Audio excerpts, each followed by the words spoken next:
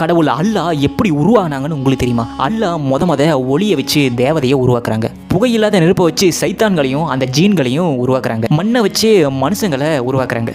அதுக்கப்புறம் அடுத்தடுத்த நாட்களில் பூமி, கேலக்ஸி, பால்வெளிகள்னு சொல்லிட்டு எல்லாத்தையுமே பார்க்குறாங்க. முதல் மனிதனா ஆதாமை படைக்கிறாங்க. அதுக்கப்புறம் மக்கள்லாம் அதிகமாக வர ஆரம்பிக்கிறாங்க. இந்த மனிதன் ஒரு நல்வழியில் போய் அல்லாஹ் வழங்கி ஒரு நல்ல மனிதனாக வாழ ஆரம்பிக்கிறான். அப்போ தான் என்ன சொல்கிறாங்கன்னா, இந்த மனிதனை பின்பற்றி நீங்களும் வாங்க அப்படின்னு அந்த ஜின்கிட்டையும் சைத்தான்கிட்டையும் அந்த அல்லாஹ் சொல்கிறாங்க. அதுக்கு அந்த ஜின் என்ன சொல்கிறாங்கன்னா, மண்ணில் உருவான ஒரு மனிதனை நாங்கள் பின்பற்றணும், நாங்கள் வந்து நெருப்பால் உண்டானவங்க, நான் யாரையுமே பின்பற்ற மாட்டோம், எங்கள் இஷ்டப்படி தான் இருப்போம்னு எடுத்து பேசியதாகவும், அதனால் அந்த ஜின்னை தூக்கி நரகத்தில் போட்டு இனிமேட்டு நீ நரகத்தில் மட்டும் தான் இருப்பேன், இனிமேட்டு திரும்பி வர முடியாது அப்படின்னு சொன்னதாகவும் சொல்லப்படுது. அதுக்கப்புறம் அந்த ஜின் என்ன பண்ணுறாங்கன்னா, ஒரு சபதமும் போட்டுக்கிறாங்க. இந்த மாதிரி மனிதர்களையும் நாங்கள் கெட்ட மனிதர்களாக மாற்றுவோம், அதுக்குண்டான சக்தி எங்ககிட்ட இருக்குது, சொன்னோம் மனிதர்களையும் எங்களை மாதிரியே ஒரு ஆளாக மாற்றி காட்டுறோம் அப்படின்னு சொல்லிட்டு சம்மதமும் போட்டிருக்காங்க. இந்த ஜின்னுக்கு வந்து ரொம்ப பிடிச்ச இடம் எதுனா, இந்த ரொம்பவே அசுத்தமான இடங்கள்லாம் இருக்குது பார்த்தீங்களா, அந்த மாதிரி இடங்கள் தான் அந்த ஜின்னுக்கு பிடிக்குமா.